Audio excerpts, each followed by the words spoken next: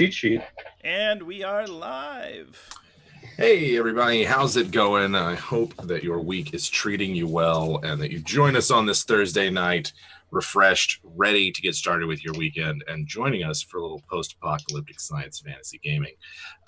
We are here this week with a guest dungeon master, player, web DM, producer, all-around Renaissance man of this new golden era of RPGs that we find ourselves in. Grant, how you doing?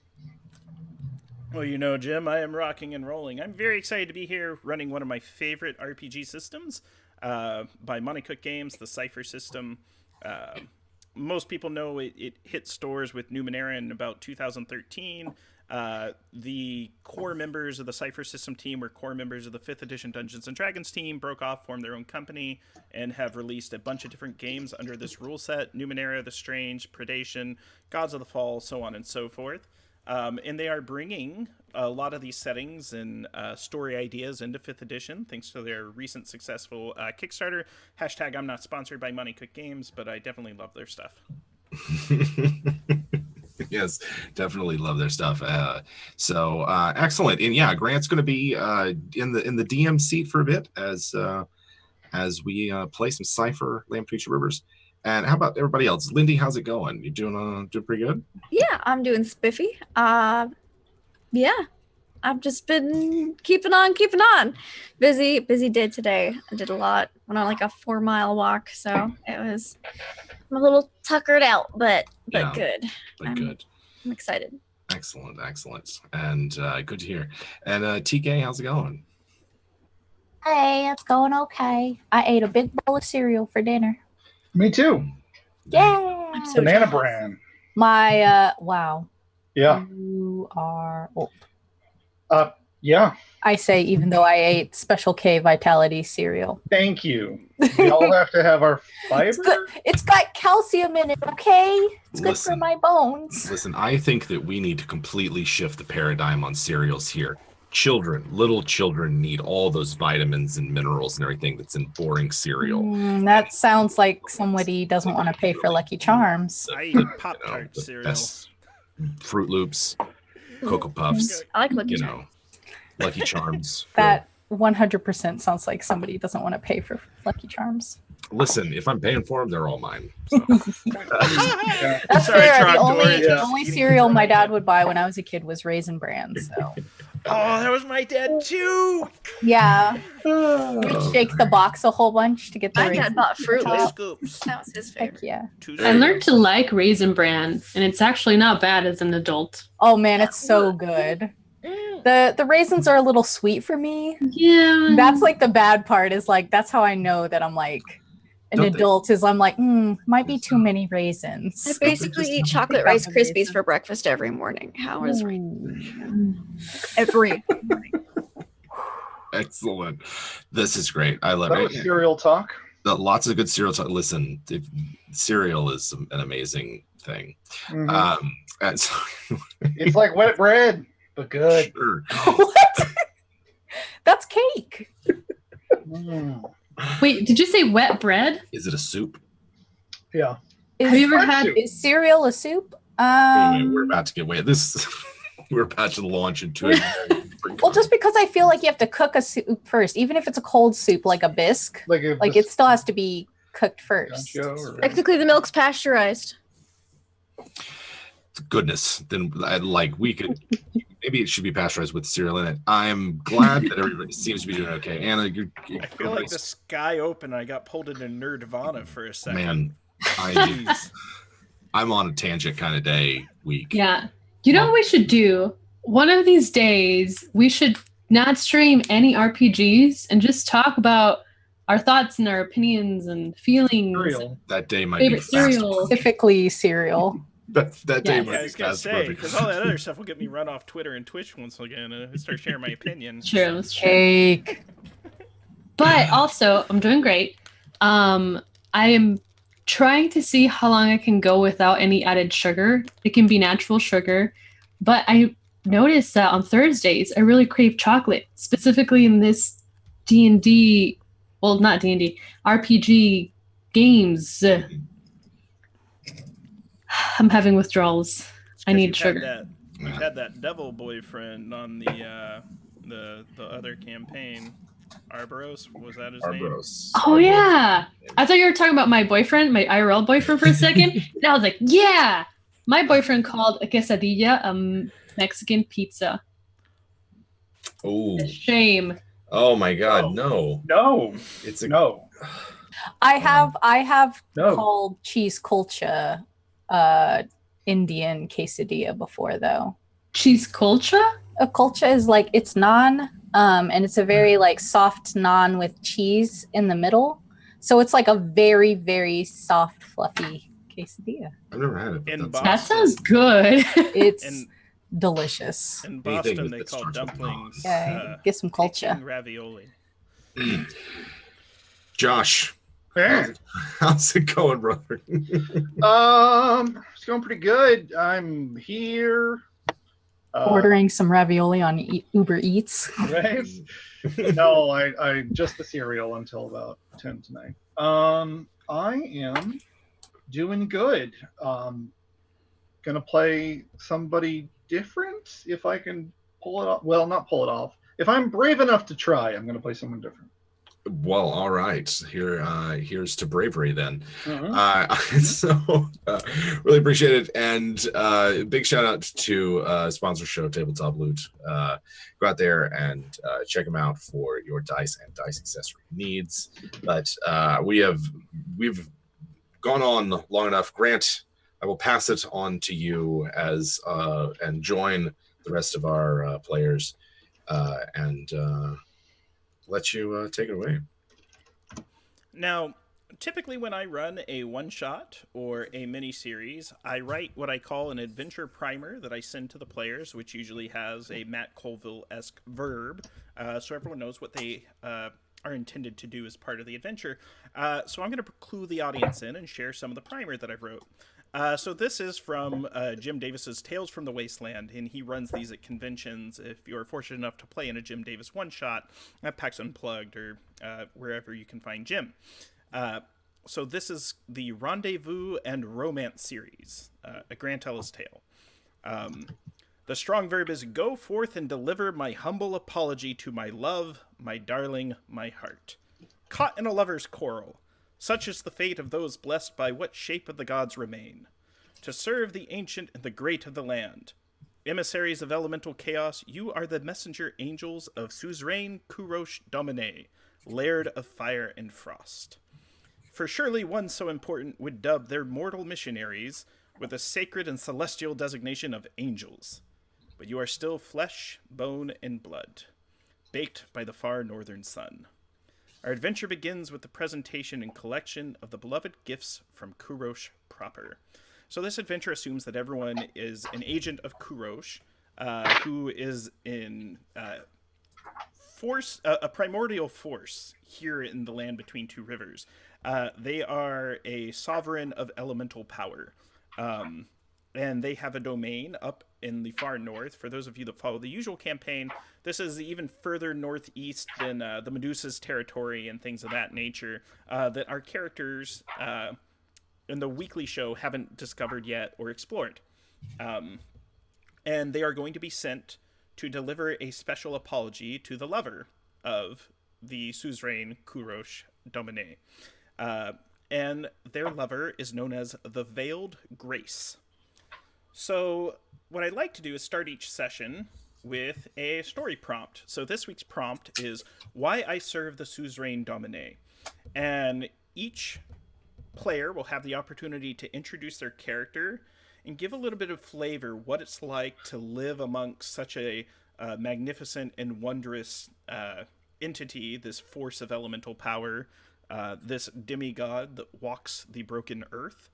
And then we're going to start to sort of establish our relationships between each other's characters, what roles we play in the royal court, and then we are going to begin with the collection of the apology and set off and begin to deliver it. So, who would like to go first?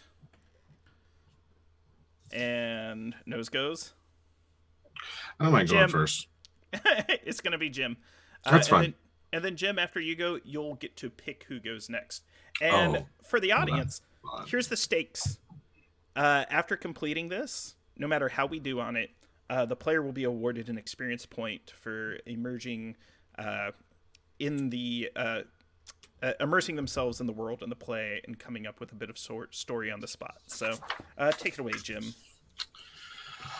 So we're answering why I serve the suzerain domain. So vigorous Rex is lanky and wiry hobgoblin, or maybe a goblin. It's difficult to tell. At that age, they're all just sort of limbs and fur. But clearly someone who has dwelt out in the wasteland for most of his life.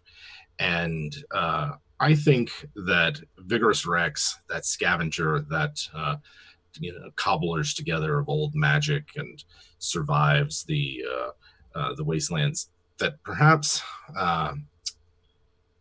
one day without knowing ventured into Kurash's domain and was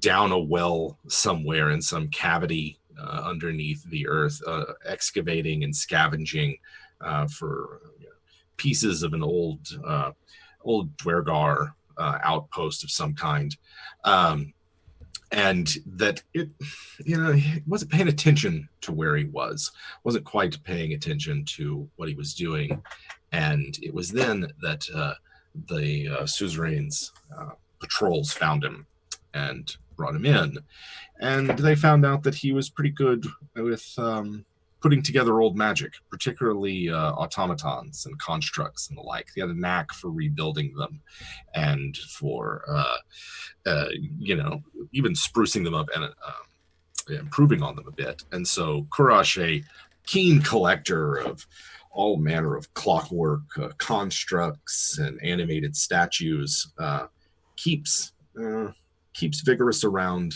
for maintain his collection and to ensure the magnificence of these relics of the past, and allows Vigorous to have a little place he can set up shop and repair some personal projects he's been working on, and a nice cozy bed to sleep in.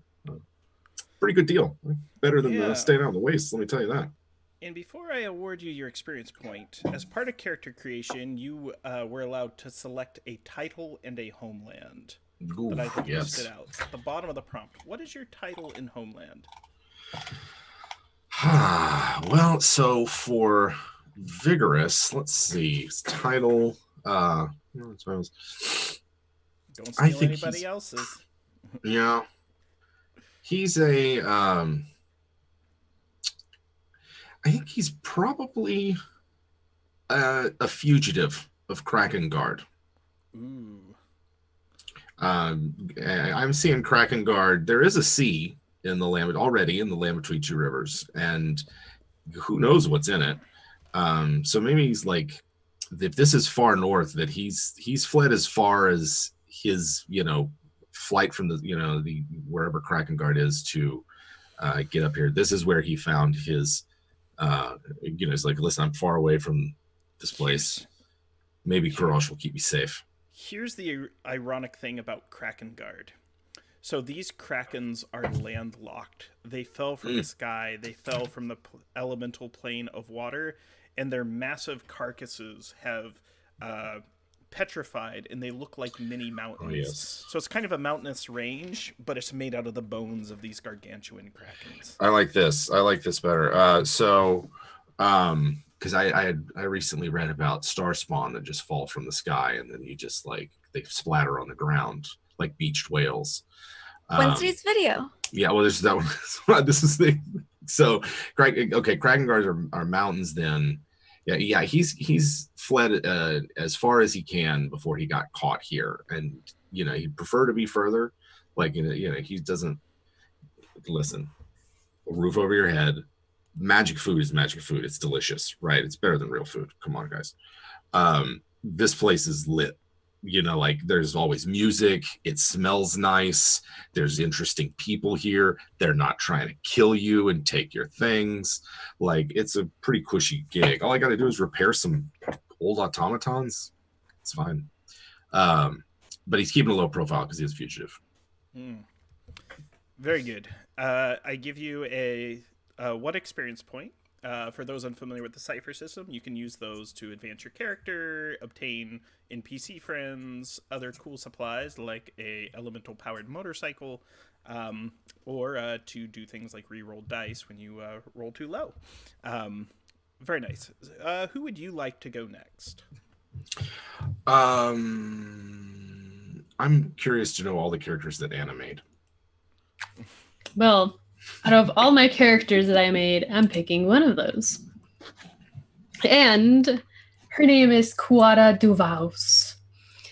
And she is the Nightingale of Featherfall. And picture her in your head. She's this very small, but not too small, humanish of sorts-ish, very loosely, kind of human, maybe not. I don't know. We'll find out. And she's basically a berserker. She is a hardy warrior that rages, basically. And I wanted to see how, I guess, a somewhat barbarian would work in this sort of style. If not, I would have had to fight Jim, because I was going to make a person that fights robots. But dang, hope my character doesn't die. Anyway, so she's this very small, somewhat angry, but also very charming kind of human with very sharp, pointy teeth. The way she found out about Kurosh is, am I saying that correctly? Mm-hmm. Okay. Is she loves to fight. There's something in her that she just thinks she's the bleep, the shit. You know what I mean? And one night, she was just tired of fighting everybody in this village and, being paid to fight big people. And one day she just was bored and she left. And in her journey to find and fight the most powerful entity or monster or enter, whatever you want here, she ended up finding a weird glowing cave. So she went in and she found this is he handsome? Extremely so. Their okay. pronouns are they, them. They're non-binary. Okay, so they were very handsome. They were the best looking of all the land. And as Kuara got closer, obviously noticed the muscles. Right, they have muscles. They are very muscular. Okay. Well, I don't know. I guess she's into muscles.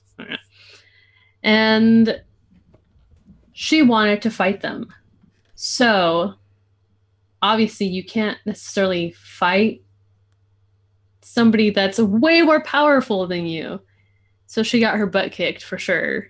But this demigod admired the fire in her to even she was so freaking courageous to fight against him that he kind of appointed her to deal with the little things around this world, to basically kick ass and destroy those who kind of got in his way or just little bugs for him, basically. So, excellent. Well done. I'm going to check my audio levels for a second because Sure. Chat let me know I'm a little low. It should be a little better now. I've been having some fan issues with my laptop, so I've been cranking down that, and I'll also try to talk into my microphone and not sit way back. All right, so I'll do my very much better, as they say. Thank you so much. So excellent. You receive 1 experience point, and I'd like you to select the next player to go with their story prompt. Well, why, yes, I can do that. Josh, do you want to go next? I might as well. Yeah. Alright. Okay. So we're talking about why we're working for Kurosh. Kurosh.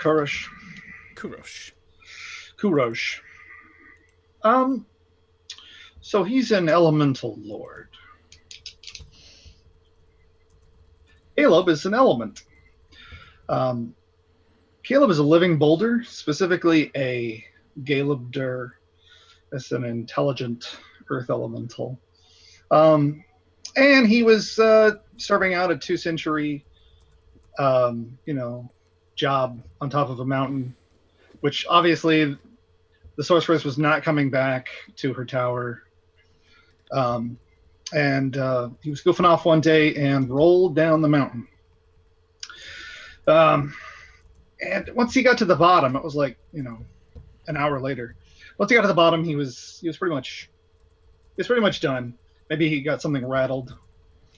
I'm not exactly sure, but he made it to the bottom in one piece and decided that he's going to not be asked to serve, but to ask to serve. And so he went searching for a new master. And that's when he happened upon rumors of Kurosh. Or Kurosh? Whatever. Kurosh. And, let's see. I think maybe Kurosh was out hunting something primal and impressive. Maybe something opposite, like a air elemental pterodactyl thing. This magnificent beast, which is barely visible and would just crawl across the sky. And Kurosh was hunting that, and that's when Caleb rolled past him and tried his best to help and could not. But in that moment, Kurosh saw his usefulness, and when Caleb asked, Kurosh agreed that he could guard something for him. And so that's how he became a knight of Krakengard. Brilliant. And you'll receive an XP for that. And be allowed to choose either Lindy or TK to go next. Ooh, that's a tough choice. Who doesn't want it more? Choose Lindy because I want to make sure all the notes are good. God, that's tempting. What is Caleb's sentence? Oh, I'll paste Caleb's it in sentence. Entitled? A hardy, skilled, knowledgeable explorer who abides in stone. Beat ya. That's They asked on Twitch, so I had pasted in.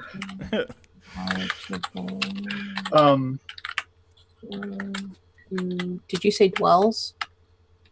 Abides. Abides. And title for the notes? Lindy. Sorry. Go on, Lindy. Just wanted to make sure they got it. So, Mm-hmm. all right. So, I am playing Caspia.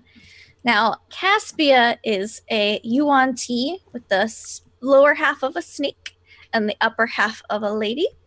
Right when she hatched from her egg, all of the rest of her Yuan-Ti broodmates had been eaten, and there's just nothing but cracked eggshells all around her. And so she slithered out into the desert and was found and raised by a family of turtle bunnies. They were, cute and happy and fluffy, and she, was raised in a very non-violent way and, learned to survive in the waste. But she was very good with snakes and was able to prevent her turtle bunny family from being eaten. So she was known as a snake singer of Yellow Sea. And as she got older, she decided that she wanted to, meet new people, go on new adventures. And so she decided to slither on out, but she had a slight problem. She really liked to hug people and things, but she always had a tendency to hug a little too hard. There's a no hugging rule at home. Mostly because her snake part is part constrictor snake. It's just a thing. It happens. And so she was walking around making friends, accidentally hugging them to death. And some people who worked for the suzerain dominé noticed that while she was just trying to make friends, she just was also really good at accidentally murdering them, and said, hey, we might have a job for you where you can hug so many people. And she thought this was like the best thing ever. And so she's happily been hugging whoever they say needs a good hug ever since. Does she have a nickname that she doesn't know about? Does she have a what? I'm sorry. Nickname? A nickname? I don't think so. I mean, she probably does. She probably does, actually, that she doesn't know about. Yes, 100%. Mm-hmm. I think Caspia and Ellie would get along so well. Mm-hmm. Yeah. I ship it. Mm-hmm. Same. Last but not least, TK. It's me and Akim. Akim, it is difficult to explain. Akim is a jovial warrior who fuses flesh and steel, but as jovial as a warforged can be. If Akim stands up, it is just under 9 feet tall. And it's a lumbering mass of like animated flesh and steel with a thick sheen of rust and fungus and small plants that dot all over its armor. Its head is a massive helmet crafted in an open lion's maw, and there are these blinking lights inside and symmetrical spirals with spikes all along the surface. It only wears a cloak clasped across its left shoulder, and if it moves it to the side, you can see a clumsily carved heart in the side of its torso with the letters AK plus KIM. For a very long time, it dwelt in a garden in the middle of what was the place that I chose? Bloodwood. And it lay dormant for centuries. Thanks to some very clever magic and reprogramming, it is awake again. Trying very hard to socialize itself. and I imagine Kurosh is like, I've always wanted a jester, and it knows a joke or two. It knows several jokes. It does not tell them well. And there is the thought that maybe deep inside of its mechanical mind are some secrets from the ancient empire that it once served, but it's unlikely. Very nice, very nice. So you'll gain an experience point. Lindy, I believe, I don't know if I gave you yours as well. Josh is kind of slinking out of frame. I can always make an adjustment if needed. All right, cool. Just down low, like my dog takes that pose. It's like, speak to me. My legs are tired, so I'm and sitting. so the scene is set and our adventure begins. So everyone has a little bit of XP now, and the gang has been brought together. Now, you are all known as angels of the court. You are all beloved and placed in an exalted position by the suzerain Kurosh Domine. However, the doors to the Great Hall, the doors to the palatial throne room, are shut today.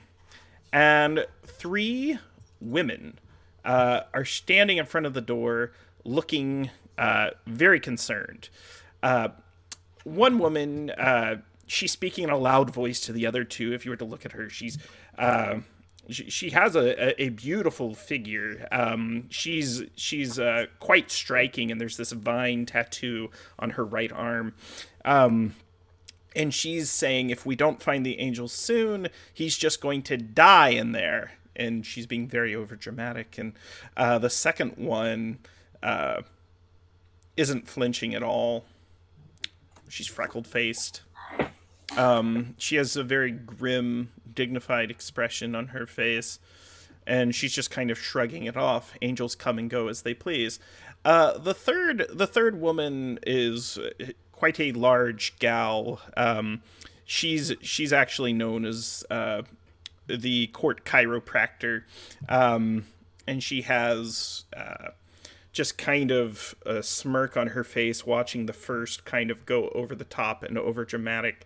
And these three women seem to be debating and waiting for the angel's arrival. At this point, you have all arrived. The doors to the palace are closed. There's other people that have tried to get in, and they keep shooing them away. They're like, no one can see the suzerain.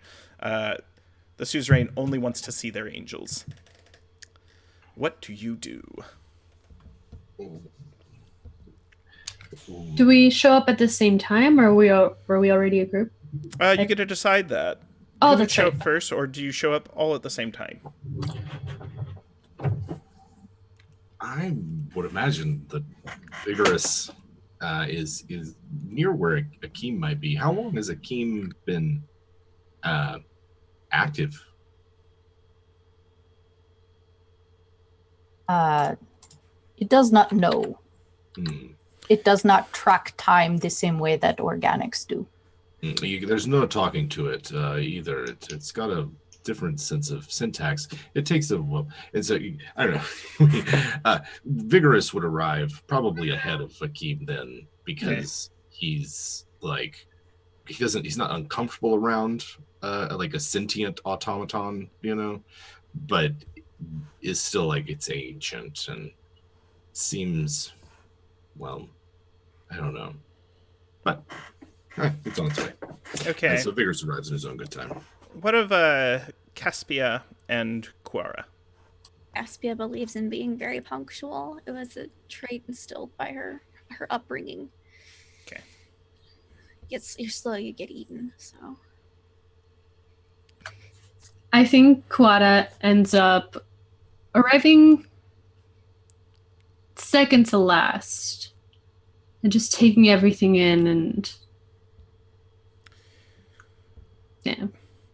The three women say they can't let the angels through until all angels arrive. They're worried that the angels will seek favor above the other angels, and the suzerain demands it remains equal among them, for he fears dissension and jealousy between their angels. So, so the women they're trying to hold you back. They're scared to death of Caspia, except the third one with a smirk. Caspia is one of her favorite people. I imagine the two of you gossip together from time to time. Chiropractor? Yes, her name is Yeah. Adolin. I imagine I need that sometimes. Yes. So Adolin is just kind of like, it's Eloin is going crazy. The suzerain hasn't spoken a word. Not a single word? No, not all week.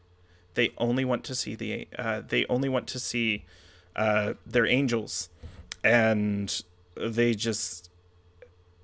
I'm not too sure what you're going to find when you go through those doors. Please let us know if they're still alive.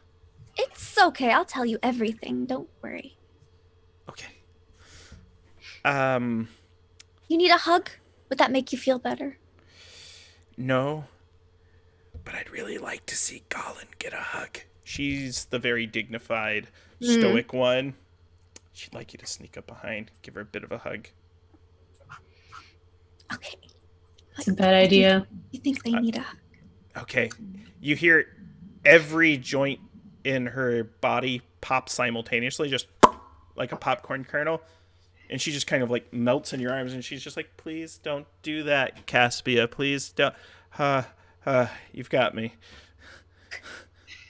She just kind of turned. Surprise! She just turned into pancake batter and starts slipping through. She just, yeah, you're known for that. Eloin stopped shouting at that point. And at that point, I imagine Akeem and Quara are arriving at almost the same time.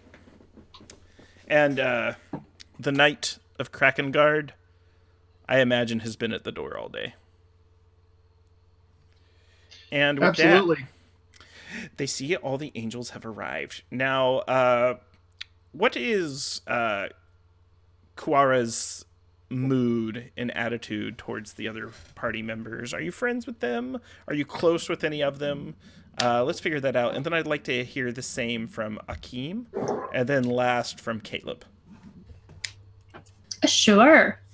I think Kuwata is kind of very, not the most positive person sometimes, but she has an attitude about her.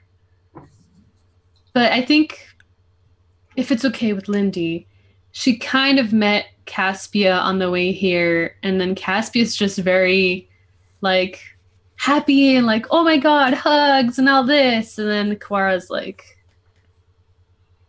why? You know? Why not? So they kind of have that sort of relationship going on. Yeah. Mm-hmm. Interesting. And what's Akeem's mood towards the other angels? Akeem is very... It is difficult to describe. Not contemplative, but neutral in almost every way. These are organics that share the same designation and rank as Akeem. We are expected to work as a cohesive unit. There is nothing positive nor negative about that. The doors are perhaps too small. They most certainly are. Though there has been an argument made that they are just right. And circling to the Galebdur, the Knight of Kraken Guard, do you have a rival or a best friend amongst this group, Caleb? Oof. Gosh. Yeah, I think Caleb would feel a little rivalry with Akeem. Caleb's Drama.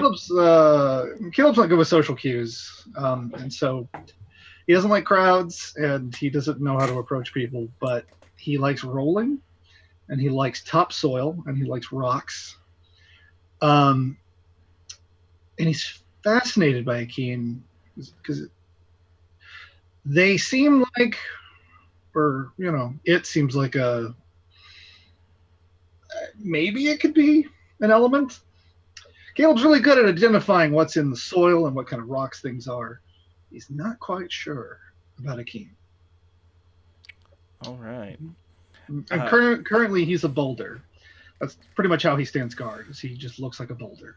As the last of the party arrives, the doors swing open on their own, and the three women look shocked. Surely a arcane force has opened them. There is a ramp that goes high up. Do you walk up it, or do you linger down below? Time to walk up. If this is Slither up. towards Yeah, Really happy it's not stairs. You see it, yes. They make sure to take care. There is essentially a large O-shaped platform above the grand hall, and there are, on the far side, stairs and ramps to get down. It's very accessible. In the center of the room, floating on a metallic lily pad on their back, in a pool filled with wine, is the suzerain, just lying there, staring upward with unblinking eyes. One arm sheathed in ice, the other arm a brilliant flame. And they are just lying there, staring upward through a glass ceiling where they can see all the stars. What do you do? Is that sanitary? They're on a lily pad. Yeah, they're not touching the wine, but every now and then they dip a glass in and throw it back. And someone was concerned for you, Dominique. Is everything all right? My angels! A voice cries out. And the figure almost lifts up off the lily pad and then slumps back. Angels, I am sad today. I am. Like a hug? Yes, but not from you, Caspia, no offense. You give the best hugs, I hear. But if I am being completely honest with you, you have given me the second best hug of my life. For they have left me, my beloved. The veiled grace will have me no more. And they start weeping openly in the most obnoxious way, and you can see the three women, their silhouette, they're kind of backlit in the hallway. They just kind of like throw their heads back, shrug their shoulders, and they're not having it. Good night, Trogdor. So Hi, Trogdor. There he is. So, yeah, the suzerain's just kind of sulking over this lost love. I need my angels to win them back for me. Yeah. Well, sure. What? Should this really be something we get involved with? Like maybe they'd rather hear from you? Mm-hmm. No. They sent me this. The suzerain snaps their fingers, and the room darkens, and the glass ceiling opens in a almost like a nautilus shell. It just spirals away. The light of the moon peers down and bathes the suzerain's form in this pale glow. And you hear lovely sounds beyond all description. Even Akeem feels something different. Akeem doesn't know the word for the feeling because Akeem normally does not feel these sensations. But the sentience that is within its form is picking up that something special is happening. And you divine from this, and you hear a voice within your hearts if you have them, your brain if you have them, or whatever your core essence is, your soul, so to speak, that their grace will be at the Basalt Palace. But they wish to see the angels first, and they wish to hear a sincere apology before they are willing to see the suzerain in person. And then with that, sort of this moon glow disappears. And the suzerain says,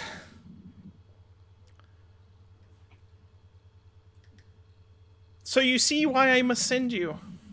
If they are to have me back, I must send my angels, and I must send an apology, of which I have prepared." Can I just ask something? No. Otherwise... They say no. They laugh and they go, yes. I don't see what that was funny. I'm not wise. I'm passionate. What? I don't want to overstep my boundaries, but what exactly did you do and what are you apologizing for?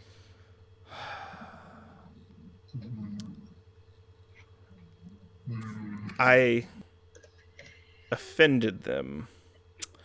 For my eyes lay upon the form of another. And my lips touched the lips of another. And I attempted to conceal this. Ooh. It was 1,000 years ago! It didn't even mean anything. It was non-committal at best. Well, I'm sure that we could deliver an apology if that's all. If that's all they want.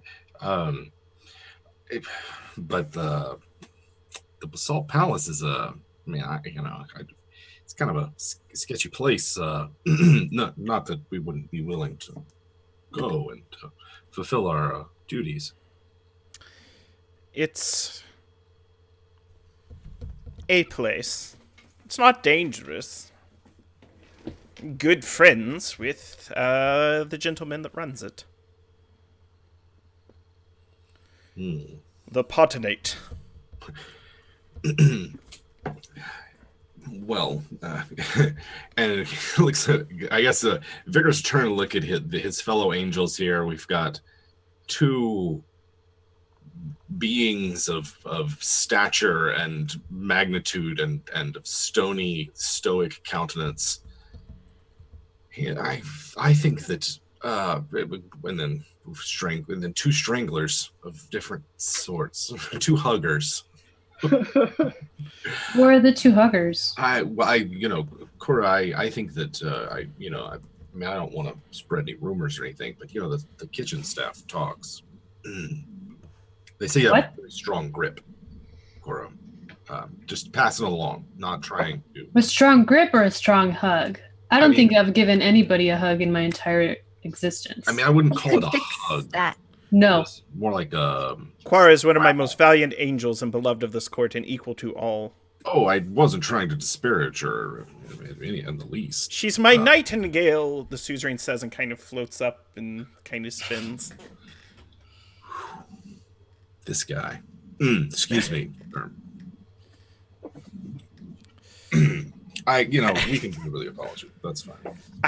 I have gifts for you to help you and aid you in this quest, and by all means, you are free to search the court, and you can bring helpers, assistance if needed. For I know this trek is dangerous.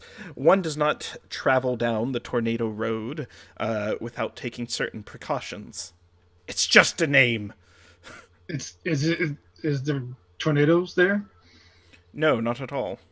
Okay. You should know. You're from Kraken Guard. You're looking well. Have you lost weight? No.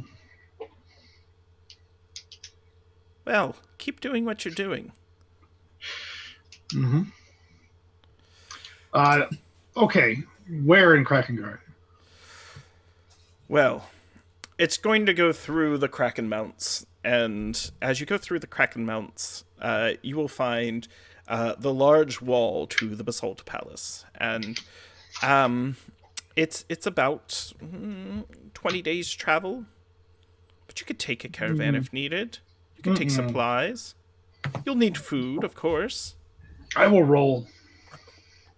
And you will roll as you are known to do. Mm-hmm. There's good salt there. Akeem, do you have need of anything? It does not. I love you, Akeem. Its lights in the mouth of the lion's head had been yellow for a very long time. They flash green and then go back to like bluish. Ever since like the sensation of they're typically blue, which is its passive setting. Ever since the sensation of like this sorrow and love that the suzerain had bestowed upon all of them, it flashed yellow, which is a fear setting, or rather a danger, there is danger here setting, alarm, alert. Green is not a setting that you see very often, but it is positive. It is a positive setting, and then it's back to blue, which is rest. Caleb watches you. Funny. Its eyes are beautiful when they turn green. They're beautiful when they're blue, and they're beautiful when they're yellow. Akeem is a beauty. And Caspia, what concerns you most about this venture?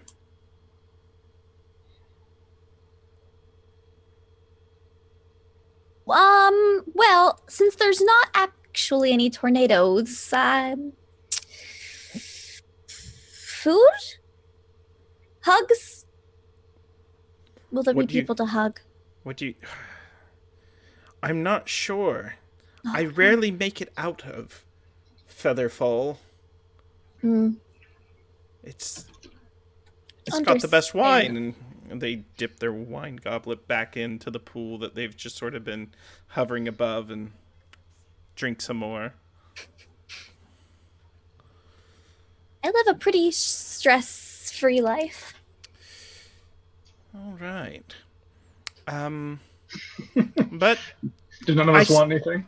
they're going to give you some gifts. So they scream. They're like, Eowyn! You know, the suzerain shouts out, Colin, Adolin, and the three women come back in, and they are wheeling in a large sealed obsidian chest. Looks heavy, solid. There is weight to this storage container. The suzerain waves her hand, and a glowing ethereal key appears in the middle of the room, and they direct it, and it embeds itself in the top of that storage container. And now you're going to get some ciphers. So these are gifts. So for those of you new to Cypher systems, ciphers are single-use items. Think like a magic scroll or a potion or something that simply has a single use. One of their designs is so that when you solve challenges in Cypher system, you solve challenges a different way each time.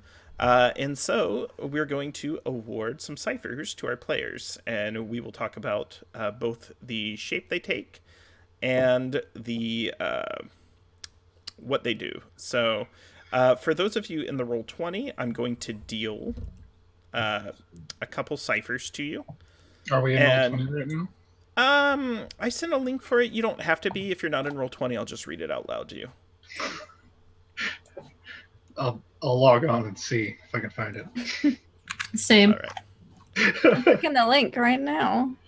Yeah, Where there's is a link in it? chat. I can re-put it in chat if you need it. Yes, please. I'm in now. It's TK. All right. And let me deal some more.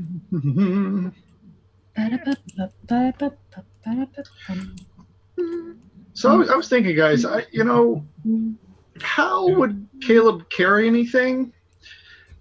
And I'm thinking he's just got like a hole in the back of his neck. What if he just like he's just got like a cavity, right? Like Yeah, like a dirt pocket.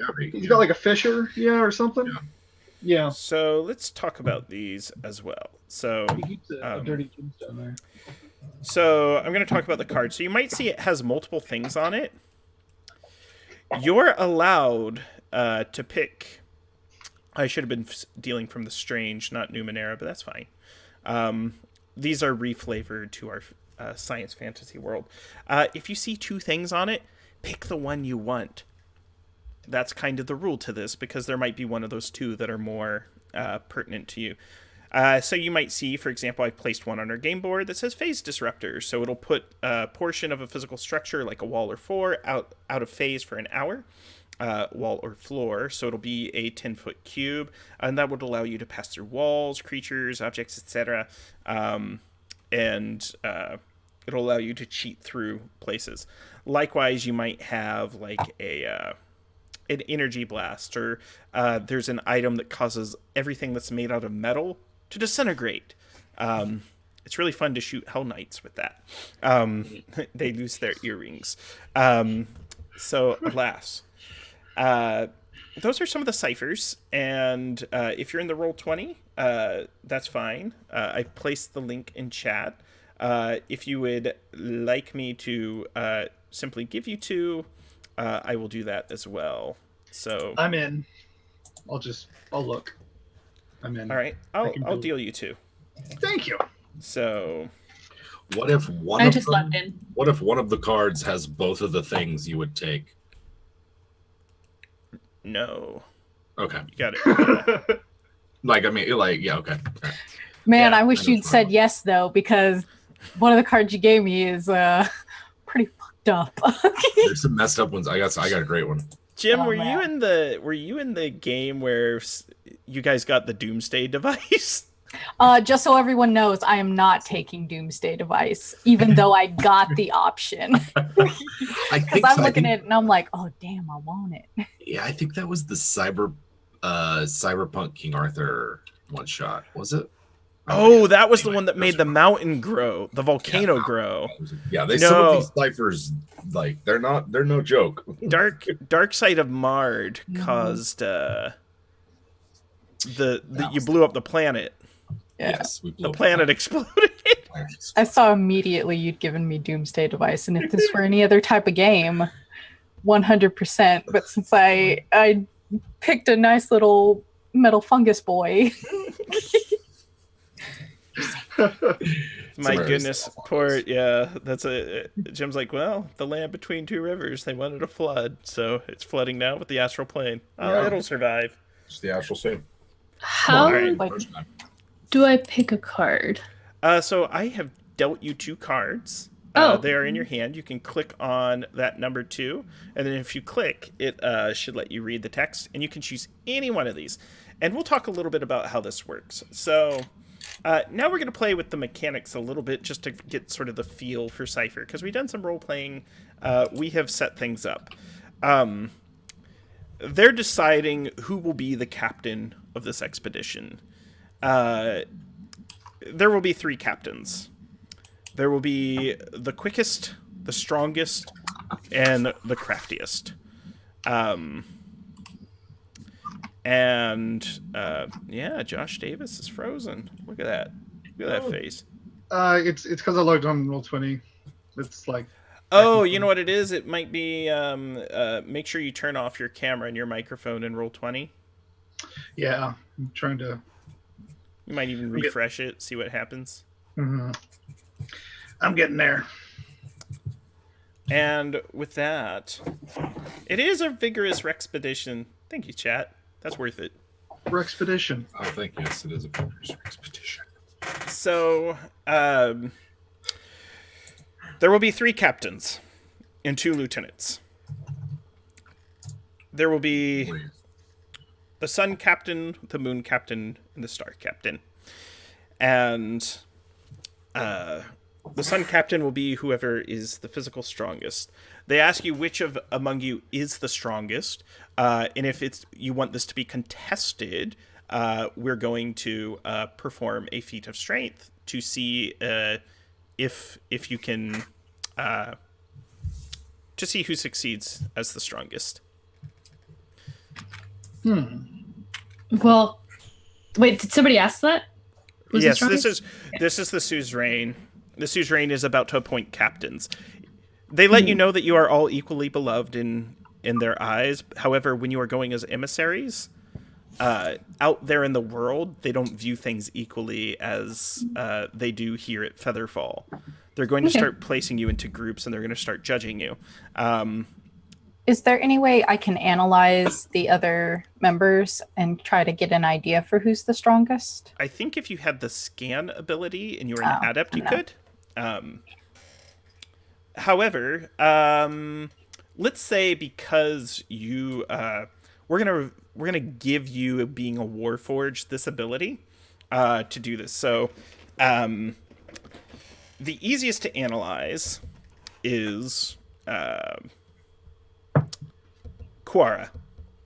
The second easiest to analyze is Caspia. The third easiest to analyze is Caleb, and then Vigorous Rex. So here's how you would analyze them and get a proper analysis on them.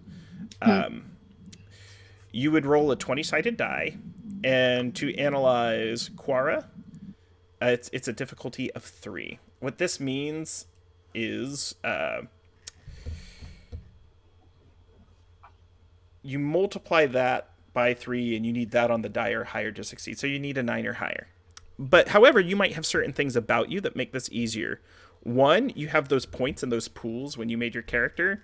You can spend 3 intellect points, or 2 if you have an edge in intellect, to lower the difficulty from 3 to 2. You might also have an asset or special training that makes it easier for you as well. So do you have any skills that might apply to analyzing a barbarian? Oh. Probably not. To Okay. be perfectly honest. Would you like to spend any points? No. I probably will. My thought is that I will be analyzing Caleb to compare Caleb's strength to my strength. As a non-organic, I am predisposed to believe that organics are naturally weaker than inorganics. Okay. And so here's what you can do to make it a difficulty. So Caleb would be a difficulty 5. If you spend 3 points of intellect, you can lower that difficulty to a 4. Okay. And most people would have a 50-50 chance of succeeding on this. Okay, then I will spend 3. Yeah. Okay. And if at any point you want to recover these pools, you simply tell me, I'm recovering. You can do that 4 times a day, and it'll cause your pool to get points back. What do I roll in Roll20? 1d20. Okay.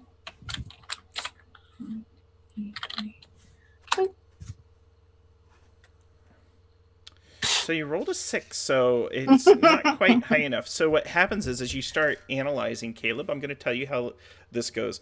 Pardon my intrusion. What I'm doing is I'm offering you an experience point. You'll succeed at this roll. You're going to know exactly how strong Caleb is. You're going to know how strong everybody is. They're going to know that you know this about them. And they're going to know that they've all been analyzed. That doesn't necessarily mean anything negative. It simply means they all know that they have been analyzed by Akeem. And at that point, if you ask them a question about any of their pools or skills or abilities, for the rest of the campaign, they must answer you honestly. Because there's no real secrets. It's just something that's in your memory bank. And if you imagine like an anime, you know, you hit the button, you see that wireframe spinning 3D thing and all their stat blocks pop up. Akeem can do that with them now, if you take the intrusion. Yeah. Akeem's definitely going to accept the Saiyan Scouter. Yes. So there were 9,000. So now what happens is you get a second experience point and an experience point to give to somebody else at the party. Who would you like to give it to?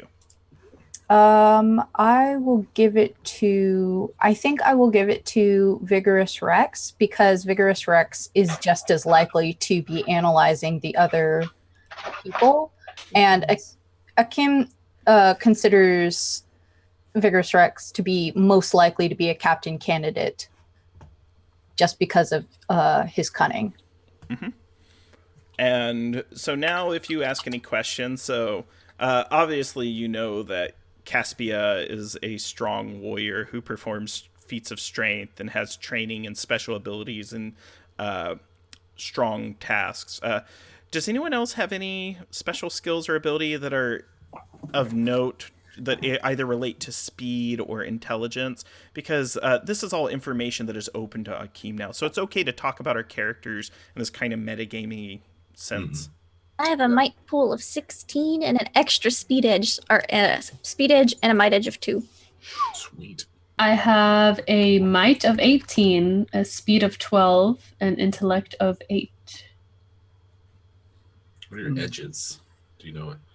You know what your edges are? Oh, sorry. My edge is 1 on might, and the rest are 0. Sweet. That's whatever that means. The 18 is a lot of might. Yeah. Okay, so are the numbers? What's that? So, if you want, I can kind of like run over what we're talking about. Yeah, let's talk about it. We have 3 pools, and I'm, as our designated rules lawyer, I'm happy to rules lawyer for a second. So we've got these 3 pools, and any task that we want to do, we can make easier by spending points out of these pools. So in a situation like this, where we're analyzing using our perceptive abilities, that those points would come from the intellect pool. Now, Vigorous Rex has a pretty hefty intellect pool, as well as a skill in identifying, which is pretty broad. Skills can be narrow, broad. They're very nebulous that way. So if I wanted to say, do the same thing that Akeem was doing, I would, and I wanted to say, we know that Caleb is a level 5. That equates to, we take the level, multiply it times 3. That gives us the number we need to beat on a d20. And we can spend points from our pools to lower that. So I might spend like, I got a pretty big pool of intellect. I might spend 1 effort, which is a level of energy, to lower it, and my edge will decrease the cost. Eventually you can get to the point where your edge means that you can spend points from your pool without actually having to spend them, because you have so much edge that it defrays the cost of something. So that's what Vigorous is going to do. As Akeem is sort of looking around, they kind of like lock eyes for a hot second as Vigorous is also sizing up everyone. Yeah, there's probably a very visual scan like that goes over everybody, and Akeem does not faze Akeem that they know that it's happening, because this seems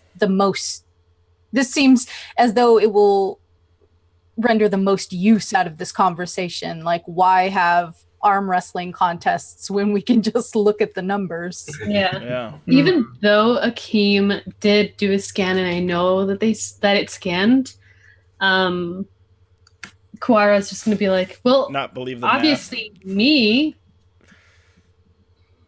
And she's like, tiny.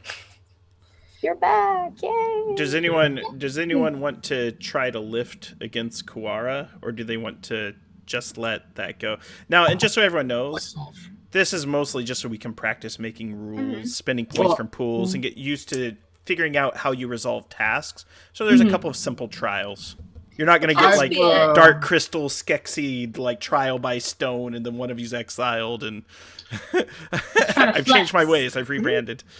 I've got a 22 might with an edge of 2. Jeez. So if anybody wants to lift, let's do it. Let's do it. The boulder stands up. A meek Yeah, adopted turtle bunny. I got a might of 12. I'm not strong. I'm 0. just good. yeah. I don't know. You perform feats of strength. That makes me I think you... don't realize it. I would say that Akim goes ahead and scans Caleb and as calculated. Yeah. So is Kuara and Caleb going to get into a lifting contest? All right. We can do this. Let's do it. Here's what they This do. is inadvisable. Yeah, two... just hug it out. So there are 3 large stones that are brought in. One is roughly the size of Caleb's size. It is glowing with kind of a purple mist that kind of leaks out almost like an inky steam from the back on occasion. That is the largest one. The second largest one, which is... a little bigger than Caspia is, and it's shaped as if it came off a broken statue.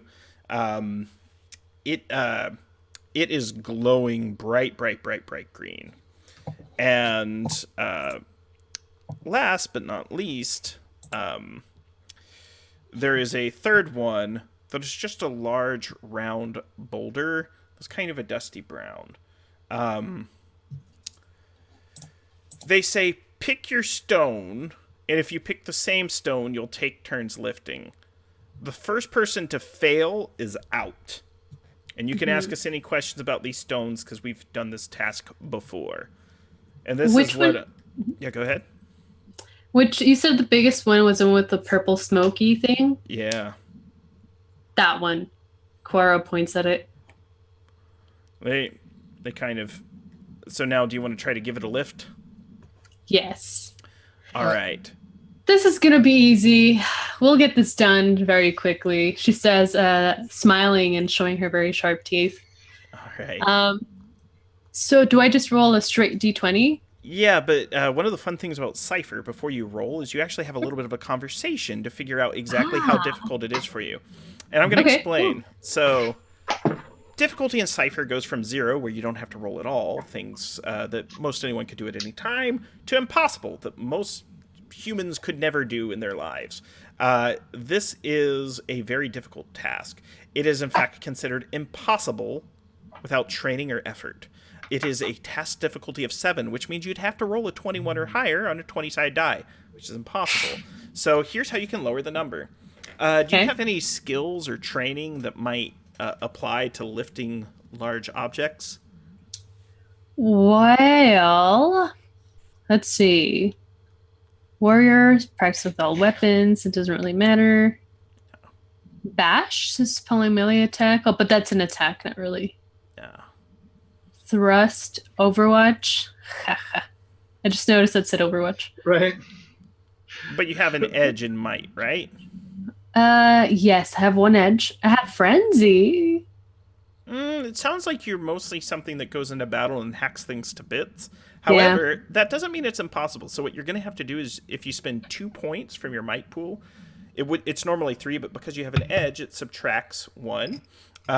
You can attempt to lift it, but you're going to need to roll an 18 or higher. It goes down from 7 to 6. So now it's doable, but it's still really hard. Now, Okay. let's see. Do you have any special equipment that might help you in this situation? Like, what are you wearing? Oh, well, we'll see. Oh. Hmm? Weightlifting gloves might help, or something like that. Just something simple. In fact, Can No, go ahead. Yeah. No, in fact. I was going to deal 3 cards to you, or 2 cards to you. In fact, I'm going to deal 2 cards to everyone. These are assets. These are assets cards. So assets sometimes help you do things. For example, I just pulled one card that's called Feeling Brave. The difficulty of any task involving resisting fear is decreased by 1 step. So I can play this at one time and just use it and get rid of it. So I've dealt you a couple cards. Do any of the cards that I dealt you in Roll20 apply to the situation?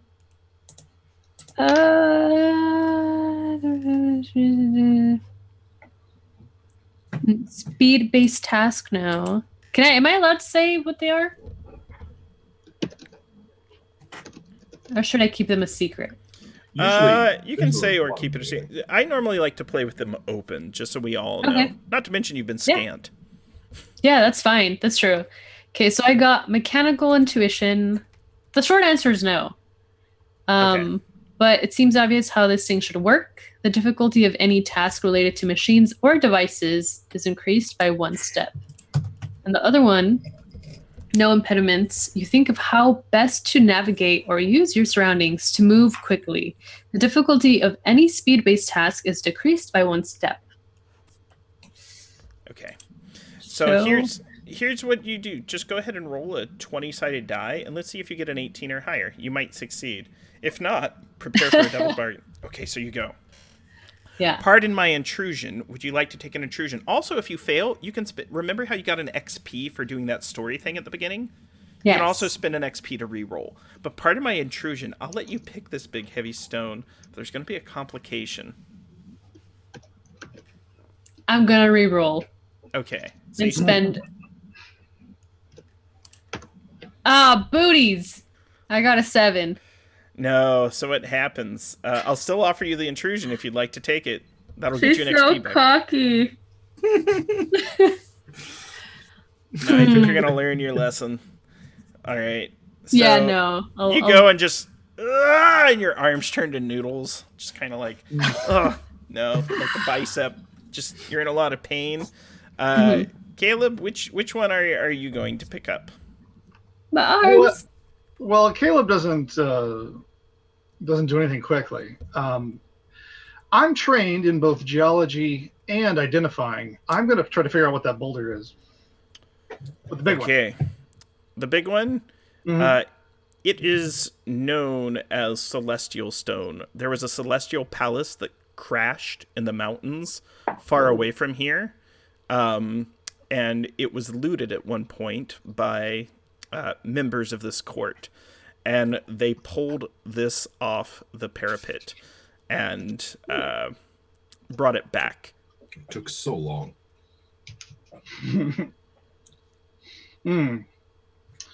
Well, that is impressive. Okay, yeah, I'm gonna try it. You also have an asset that will apply. Because I drew it. It's on the table. Feeling good. Yeah. I can't see it, so I'm just gonna. I'm there posting it. Yeah, I'm giving it to you in chat. Yay! Cool. Yeah, I'm definitely gonna use that asset as well as I'm also going to enact Muscles of Iron, one of my abilities. For 1 might point, but oh wait, I have 2 might edge, so it costs me nothing. For the next 10 minutes, all might-based non-attacks reduced by 1 step. Okay. And then I've got the asset, and then I'm also going to spend a level of effort. Yeah. Josh so built this character specifically for this moment. I'm gonna be captain. Dang it! This is my time to shine, Granos. I just made a really quick character. So No, you're good. Once we get in a fight, Kura will be. So this- I'm actually Yeah. terrible in fights. this is how this works mechanically. Don't jinx it. This drops from a difficulty 7, which would be impossible on a 20-sided die, to a 4. He just needs a 12 or higher. Now he's at like a 50-50 chance. Most people have, a coin toss chance to succeed at this. So give it a shot, Josh. Where am I rolling? I'm just going to roll here. Yeah, just roll. I'll- We believe you. Okay, I'll show you. I'm just kidding. I mean, I'll point the camera. I'm kidding. Look at this. Look at this. Hey, is that the rain shirt? 19. Look at that. Heck yeah. That means you get a major effect as well. Wow. Yeah. Also, So- look at that shirt. Yes, that's such a good shirt. Look at that I shirt. got mine in. Yay! Sorry. So, Josh, Yes. not only do you get the stone up, is there any member of the court you want to swoon before Caleb Durr that's not a party member? So you have the 3 women and you have the suzerain themselves. If you want them to swoon, they can. If you'd like a different effect, you can. Caleb, despite being an elemental, he's not. He's like asexual, but not aromantic. All right. So You're he, a knight, so- chivalry. yeah, so he wants a little swoon from the ladies. Yeah. Okay. So you have. Okay. So roll a d6 for me and tell me what number you get. All right. A 5. Elowen swoons. So Elowen, her appearance is curvy, her demeanor is loud, and her personality is amicable. When Elowen's around, she's the one that has the vine tattoo on her arm, and she was the one that was very distraught earlier. Elowen just starts to, whew, Caleb Durr, did you see how high he lifted? Did you see that? And she's talking to the others, and she's just like, it was incredible. And they're like, yeah, he's good at picking up rocks. He knows a lot about them. Mm-hmm. And they just kind of shrug it off. But yes. So, so to explain to chat, a swoon is a descriptive word from American language. So it's a major effect that happens. So this character is now infatuated, possibly in love with Josh's character. Oh my here God. in the Land Between Two Rivers. She's gonna turn me into mud. She'll write you. Yeah. Yes, but you are named Captain of the Sun. And with that, does anyone who would like to be Captain of the Stars, which is the Swift Captain, and who would like to be Captain of the Moon? It's essentially, Moon is the intelligence-based one. Stars is the speed-based one. You can either assign them, or you can do competitions against yourselves, or you can just talk it out. Oh. I don't want to be captain of anything anymore. Oh. As she moves her arms, and they're just like noodles. So, Yeah, Akim won't volunteer, but Akim will loudly note that there is a strange change to the chemical composition in the atmosphere now. There's the pheromones. Can a rock love? We have 2 iron giants. Caleb's gonna go up to Cora. Is that Kuara, yeah. Cora? Adolin, the masseuse, is like working her arms out, just like, we gotta take care of you, Quara. Ow! You're an angel. It hurts. Caleb tries to lie, Like a firm hug. but it's like really I bad. And Caleb's like, "You can lift me." Well, I can't lift you. Look at these. no, try. Don't you think you've done enough, says Adolin. Oh, I roll away.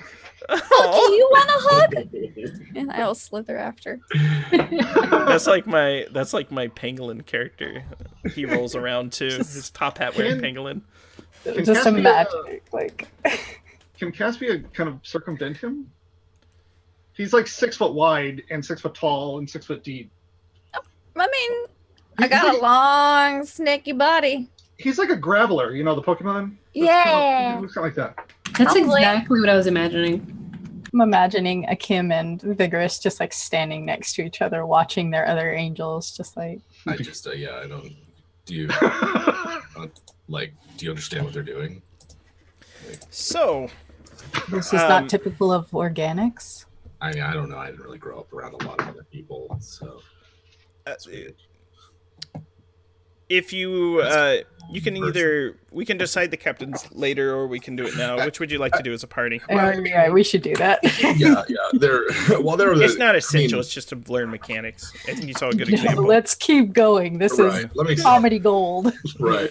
Well, what's the difficulty to do? Just sort of like a once over for everybody, because that's what Vigorous would have done. Just sort of like give everybody a once over. Yeah, I do think Caleb's probably the strongest, but in his head, if you're going for the smartest and someone else challenges you, they're going to make you play a chess match. I mean, he's not really a chess kind of person. He avoids responsibility. He likes just I head up the recovery crew. Okay. And I repair the robots. I'm not looking to be a captain, although I'm just union. I ain't the boss though. Akim does not lead. Akim follows. Yeah, but I think he'd accept Moon by default. Okay. I've been told I am quite fast for a turtle rabbit. So. Stars and moons. So you're given these little titles. They might mean things in the world. We'll see about it.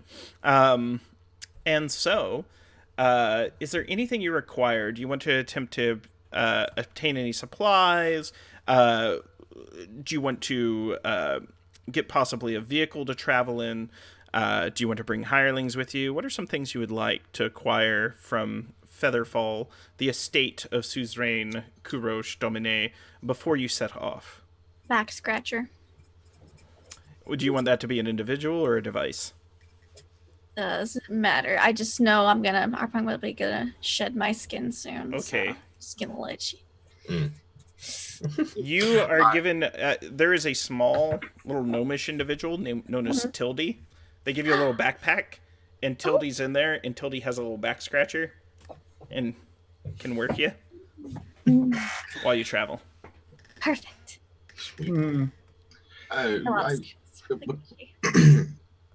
Vigorous will pack his bags and bring like a enough for a portable workshop, and he's got like a dinner plate sized, like a thick frisbee that sits on his back. Otherwise, it looks like he's like a wire, like a frame backpack kind of thing that this thing sits on. But I mean, we should be armed. The Basalt Palaces, not a terribly friendly place, but can we take one of the can we get a ride? So they have creatures known as so there's a couple ways you can do it. You can have undead porters pull you on chariots. Those are kind of like skeletal horses and people. Mm-hmm. You can all ride on an Eidolon, but you'll all be together. If you take the skeletons, you'll all have separate tents. You'll travel more slowly than on the Eidolon, but you'll have your privacy, and you'll also have some skeletons with you. If you take the Eidolon, you'll have a very large beast. It's kind of looks like an elephant with a walrus head. The tusks are long and kind of drag and scrape. They mostly plow the earth. I mean, There's also a balloon. A balloon. Well, we've got several very dense individuals with us. Mm-hmm. I think the undead porters are probably going to be best bet because they don't get tired. Mm-hmm. Mm-hmm. They don't need to eat anything either. Eidolons need to eat a lot. What they try to do, the Eidolon, is it tries to turn up the earth with its tusks and flail about its trunk and tries to find things and shove it in its mouth, but it's a dirty. It is job. True. Angels will need all of the food necessary now that there is another mouth to feed.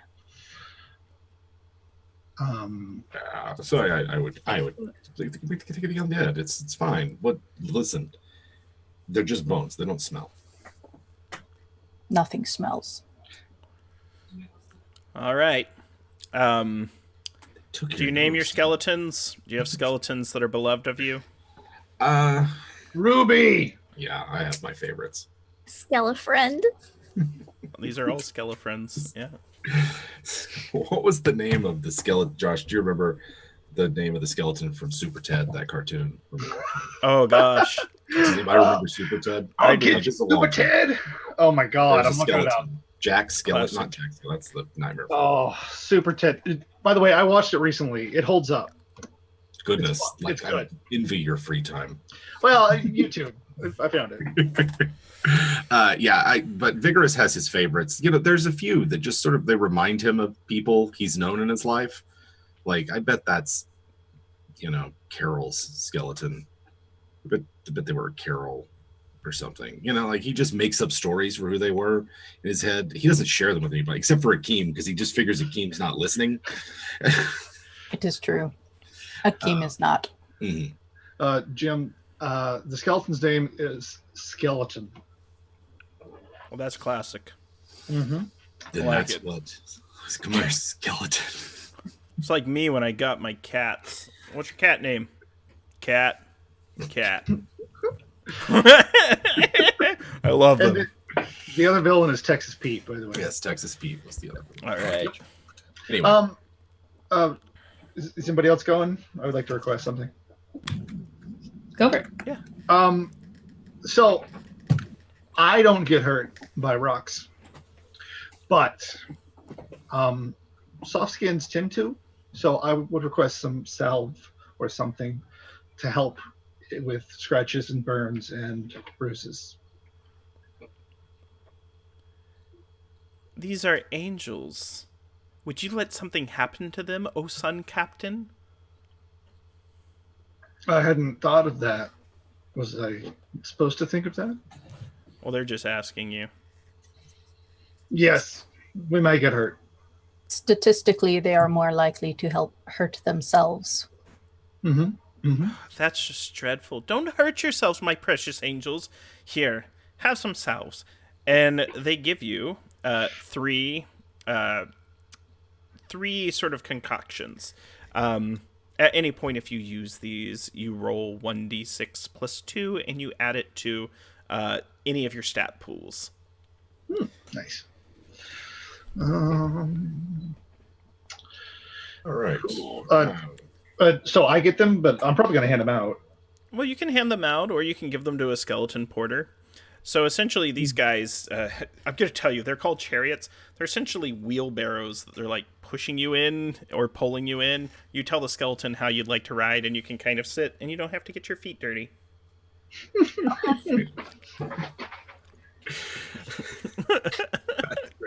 So, I mean, I think that as the moon captain, I'll go to the storeroom and like, okay, we need this, we need that. Make sure we got enough to eat. And, You're going to make sure you have food. So, in order to get there, it's about 3 weeks. Each of you eat the equivalent of 1 sack of food a week. If something happens and it delays you, you would have to eat more because you eat. And since you're trekking through the waste, there's a chance that you could die from starvation. Probably not going to happen in Cypher System. It kind of goes against the thrust of this game. But what they do is they make sure that there's enough food for everyone. So essentially 3 large, giant bags of food. These fit very easily in the wheelbarrows that these skeletons are pulling and pushing. Cool. And all right. Once everything's all squared away, then we should get going. All right, you're about to go. Pardon my intrusion, Caleb. Would you like to take the intrusion or pay an XP to avoid it? Intrusions are fun. Let's do it. Okay. Elowin, the beautiful, amicable lady of the court, would like to steal time together with you for a bit. Okay. Yeah. My knight, it's dangerous in the wastes. Mm-hmm. Mm-hmm. It's Mm-hmm. something could happen to you. You could get hurt. Mm-hmm. Mm-hmm. I need you to promise that you'll return to me and you'll return unharmed. Oh. Um. I've never had anyone ask me that. Though you're made of stone, I know that you're so much more than that, my love. She speaks openly and frankly. Cool. Yes. Yeah, I'll do You're it. like texting back and forth with her. He said cool! Ah! Group chat! There's no emoji. It doesn't mean anything. No. Foiled. I'm going to subtweet this rock dude. Yeah. Alas.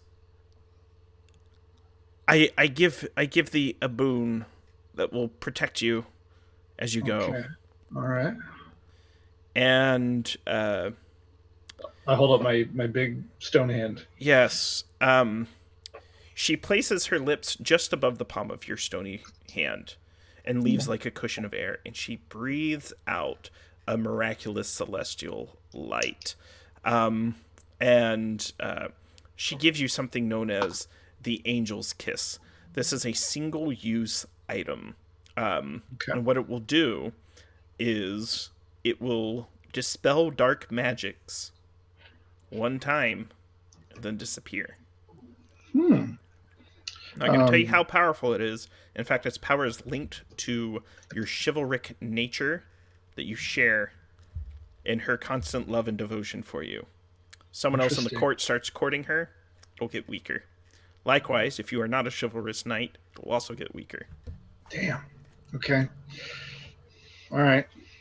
Interesting. Okay. Well, I will awkwardly thank her. And then I'm going to turn to a ball. I'm going to hop a little bit, and then I'm going to roll away. Okay. She asks if she can leave you with her colors. I roll back to her. Okay. And she gives you a small purple band that she ties around your arm. It's sturdy. It's hard. And it is purple and pink. And there are turtle bunnies, icons of them. For that is her heraldic creature. So you are Knight of Krakengard, beloved by Elowin of the court. How do you spell her name? Elowen. Cool.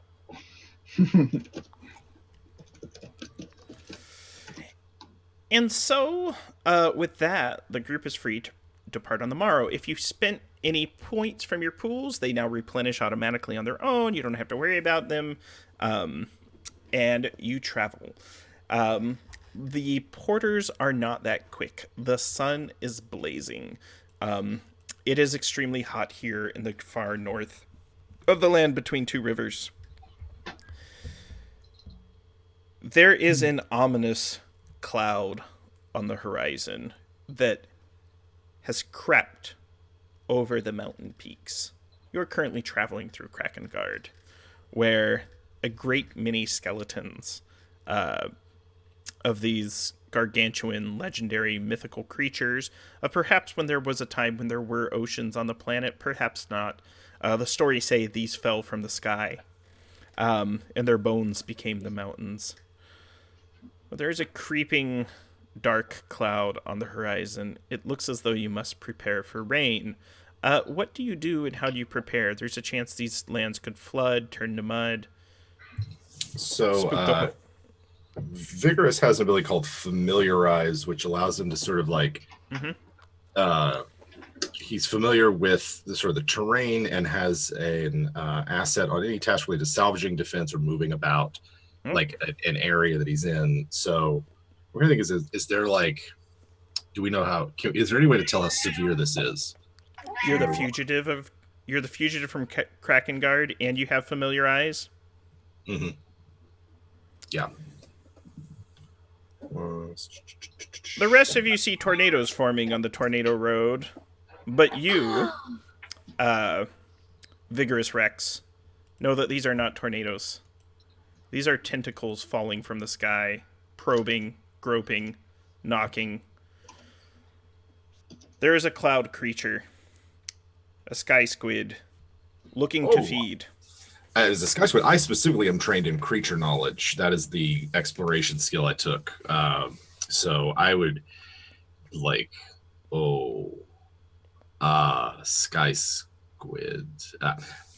We should get off the road and find shelter from above. If there's a cave or something, maybe it'll pass. What if I just hugged it?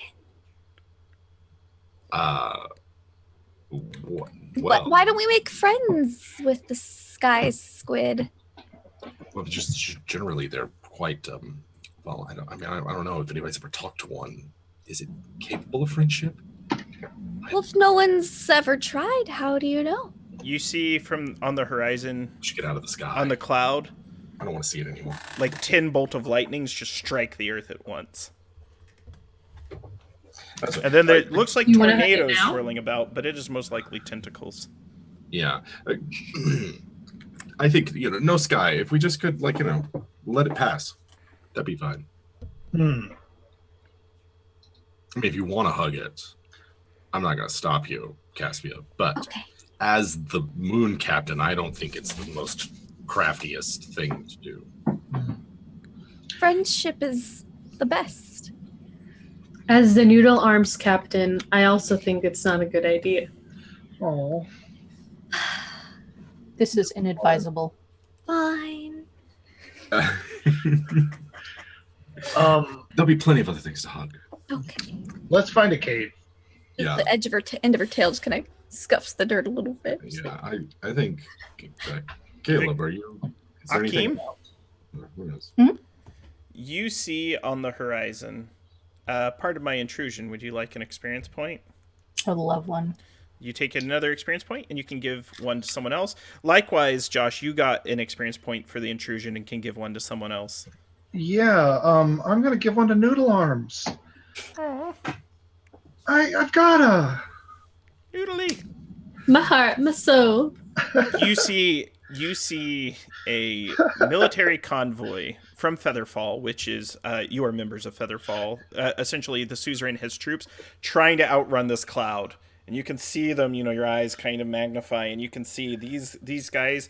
They're trying their best to get out. However, they might not make it. So now you have the option to decide whether or not you want to intervene or watch what happens to them.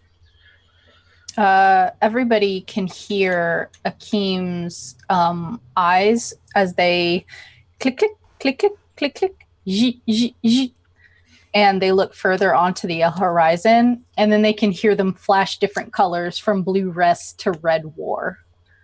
And Akeem, I will bestow an experience point upon Caspia, and Akeem looks down at Caspia and says,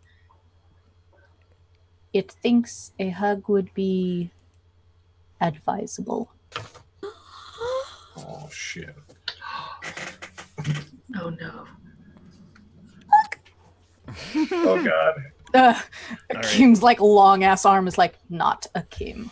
Who would so take a second to talk amongst yourselves. So you're not in any initiative or anything like this. How are you? So the sky squid is very high in the air, about maybe 100 feet. It's trying to hide behind a cloud that it seems to be in control of, and every now and then it shoots down its tentacles, and your best guess, based on how familiar Vigorous Rex is, it shoots bolts of lightning from time to time. Vigorous, if you make an intellect roll for me, I'm not going to tell you what the difficulty is. You might know more information about it. Okay. Start So arranging rocks. This says. I'll still spend the level. I'll spend the level of effort regardless. And I have that training in the whatever it's called. Assessing danger? Not as well. Seeing through illusions and tricks, I have a training in, but I've you get a bonus for. You can have a bonus for seeing through illusions and tricks if you'd like, because it is doing a trick. All right. Well, in that case, I've got the 2 skills then, and I will roll my d20 after my level of effort. Go, Rex, go. Ooh. That is a 20. Oh my God. Nat 20. Holy Yeah, that's not 20. Major effect. Yetis. All right. So we get to reveal all the secrets of this thing. So natural Vix is 20, rolling well. you get a major effect. So these are things you know about the sky squid, the cloud kraken. So a lot of these skeletons in the area, some of them are still alive, and they animate, and then they take to the clouds. A lot of the mountain peaks in the area here in this region of the land between two rivers are cloud krakens just keeping watch, overwatch, and waiting. The highest peaks typically. When Except one needs to feed, it generates a cloud, a cluster to hide behind, and it flies. And then what most people think are tornadoes are its tentacles reaching down. Those tentacles regenerate, so if you hack them off, they will grow back. If you hack off its head will most likely grow back. However, the way you typically take these out is you have to get to its lungs. You have to crack it open, and then you have to pop those lungs. It'll drop to the ground, and then it can be killed. So that's how you defeat him. And you know all of this. It's like that, you know. So you got to get a ship, and you got to go above it, and you got to have an adamantine harpoon to get inside of the thing. But I mean, like, if that's why you want bottled air, then that's the only way to get it. I think that, I mean, I don't know about fighting it, but we can at least hold it off for our compatriots to get out of the region. Or make friends? Possibly. I mean, I'm sure they'll be grateful. Because the suzerain's troops, they look like they're like about to be destroyed by this thing, right? Like they're in the path of this. They're getting run down. What happened is they attempted to fight the cloud kraken. This is your best guess. So poked its head down from the cloud, saw them, and was like, "All right, mother effers, I'm gonna get you guys." Yeah. We can't. There's no moving forward till we get this thing out of our way. So I think we should help them. Okay. I've got one of my ciphers is a complex fluid wall, which projects a small sort of wall that damages out of phase creatures. Oh, I love that. It's just like maybe there's a way to like, because if it's sort of partially elemental, maybe it out of phase, like it's non-dimensional, not from this world. That 100% applies. Like if you were to see its head, it's mostly translucent. It goes in and out of phase. Yeah, so I think like, you know, he's got what would this be? This might be he's got like looks like a weird sort of gemstone that has a like if you hold it up to light, the I don't know which, I'm not a gemstone knower, so Caleb tells you. whatever the refractive lines of like inside a gem is, they're all like all different angles and directions and everything.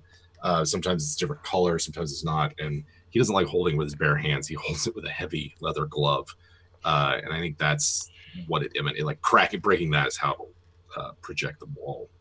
All right, you're gonna have to get a lot closer to this thing. Are you gonna charge up? Well, how fast does my undead guy go? If he goes very slow. You would way outrun him. He's trips over. These are slow pokes. I can get him closer faster, but I don't know what a Numenera device is, so I probably can't. What's it say on the card? I have a spatial warp. So it says when affixed to another Numenera device. I don't know what that means. Okay, so the problem was I dealt you guys Numenera ciphers instead of strange ciphers. Okay. Essentially, I would say his construct or any robotic thing that he has. Okay. Any robotic stuff or automaton stuff that the crafter has. Mm-hmm. It's a little guy. I don't know what the robot's name. Actually, I don't really know. It's like hard to tell. Let me read this out because I think that it just increases the range for an attack. It's hard for me to tell. Okay, let's read what it says and we can make it up as we go. When affixed to another Numenera device that affects a single target at range. So is that like it affects the range of something? Like I think it affects the range. Okay, but, that's fine then. Yeah, it says space is temporarily warped in terms of seeing and reaching the target. So here's how it works. Yeah. He has his thing that'll shoot to slice this thing. Mm-hmm. Your device added to Jim's device is going to shoot extra far and hit from back here. It's increased to 1 mile with no penalties. Yep. You can hit it from Damn. back here. That's how it Okay. works. You just slap it on Jim's thing and just. Mm-hmm. All right. So Oh yeah. I would, if I can, I'll send my robot out there because I haven't listened. Vigorous. Are you gonna hasn't trust tried this your long. robot to do this task? Yeah, I mean, like, listen, I've only rebuilt it several times. You're weird. I don't Jim and get I are it. cut from the same cloth. I've gotten so much Yeah. crap online for my use of familiars. They're like, you're so mean to your crab familiar, Grant.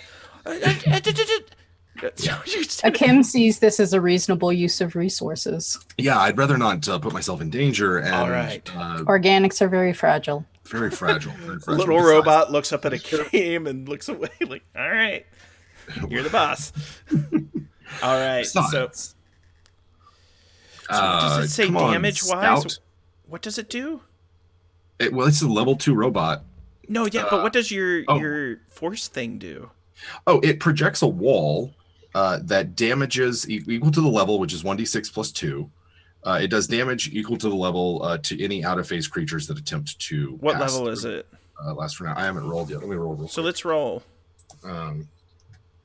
That's a d6 plus 2, so 5. I don't even know what level these sky creatures are. They might be able to just like. Oh, I can tell you because you know. This Oh, one okay. happens to be a level 5, so it has 15 hit points. Okay, so this would be effective against it. And Scout, who is the robot that I just named, sort of like crawls like a thing off Vigorous's back.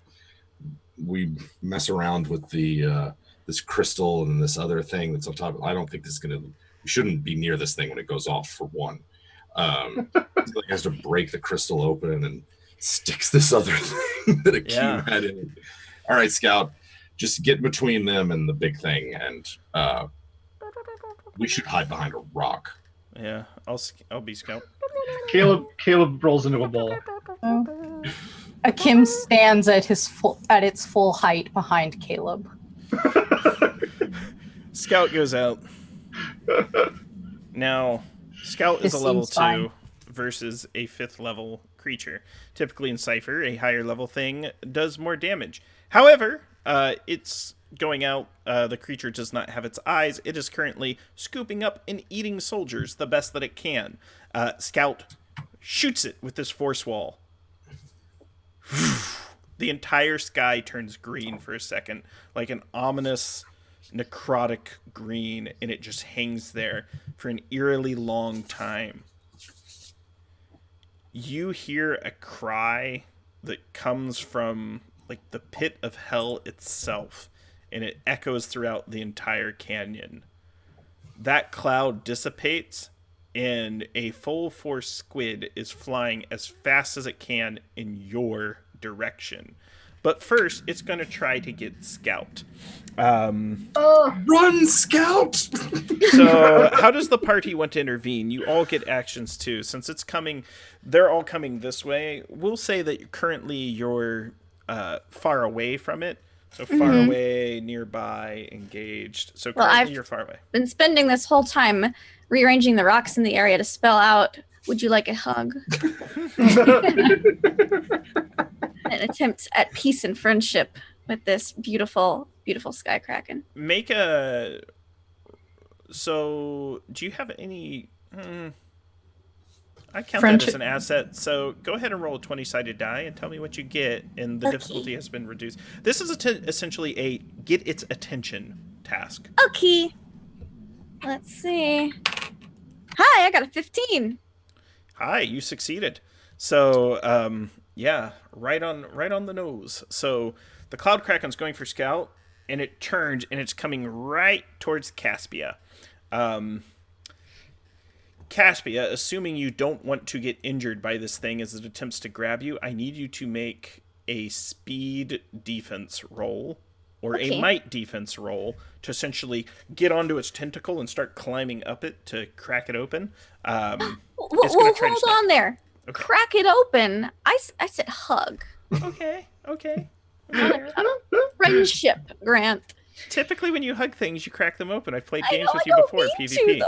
Danger hug. Caspia doesn't mean to. It's just a danger hug. All right. Danger hug, yeah. A speed or Best might hugs, frankly. defense roll. Oh no, I'm trained in all actions involving breaking inanimate objects. Let's I would see. count that for this, given its size. Oh no. Okay. I don't think I have that. I have edge, but that's it. So. So your edge means if you spend effort, instead of spending 3 points, Mhm. you'll spend 2. Yep. Or I'll have an edge of 2, so I'd spend 1 in might. So I'll do that. Sure. I'm gonna get a good vantage hug point. Oh, okay. I rolled a 17.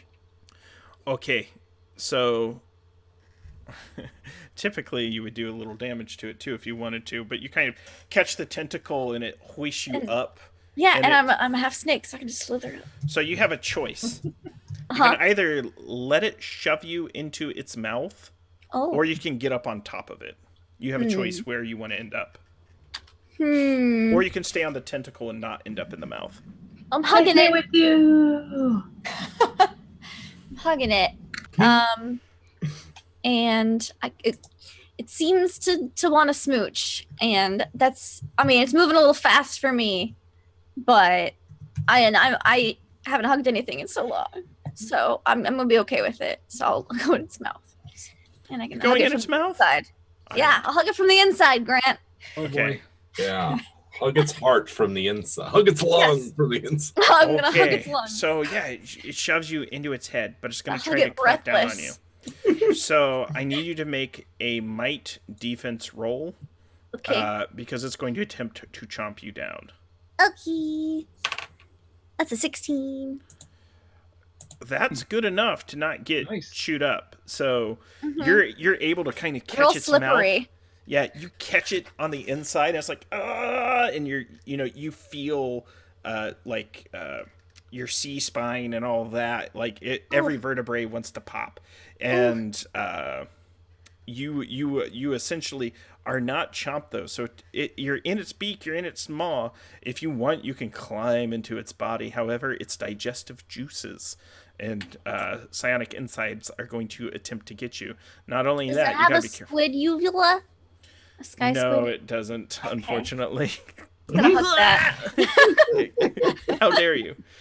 And with that, what does the rest of the party want to do? So you just see Caspia get swooped up and is in its mouth.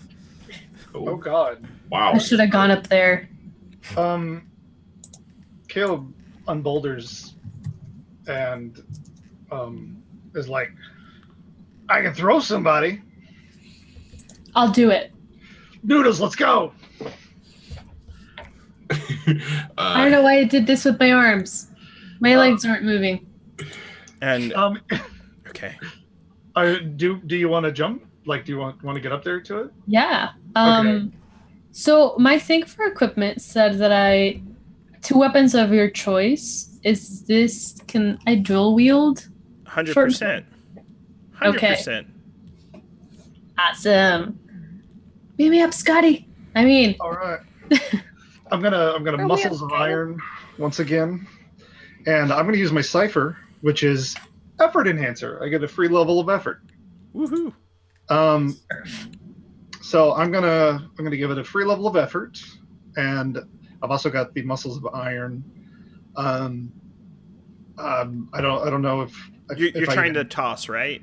Yeah, I'm tossing. Yeah. So it's a 5, task difficulty 5, naturally, to toss Quara up there and get her onto the sky squid and have her do her thing.